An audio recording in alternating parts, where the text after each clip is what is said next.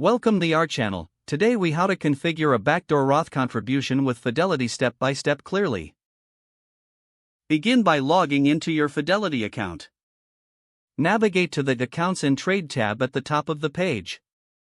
Select Retirement Plans from the drop-down menu. Choose IRA from the options provided. If you don't already have a Roth IRA, click on Open an Account. Follow the prompts to set up your Roth IRA. Once your Roth IRA is established, return to the Accounts and Trade tab.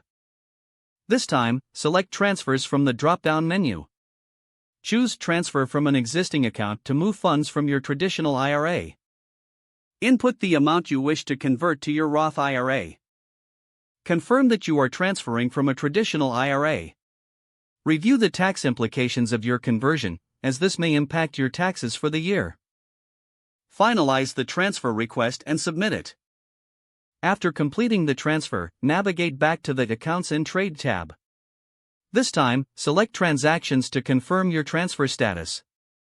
Check your Roth IRA to ensure the funds have been deposited correctly. Monitor any tax documents you may receive related to this transaction.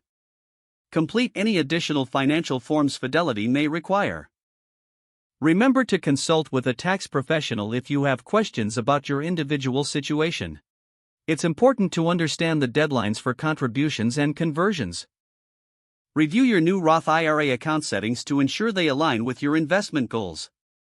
Consider setting up automatic contributions to make the most of your Roth account. If the page does not load, refresh the browser or try again in a private or incognito window. Make sure you are using the correct email address, then retype it carefully to avoid small typos. If your password is not accepted, use the reset option and create a new strong password you can remember. Check your spam folder for verification or security emails, then complete any requested confirmation steps. Enable two-factor authentication if available to improve account security and reduce unauthorized access risk. After signing in, review your profile details so your contact information and settings are accurate and current. If you see an error message, note it down and try again after restarting your device and internet connection. Don't forget to like this video and subscribe to our channel for more step-by-step tech guides.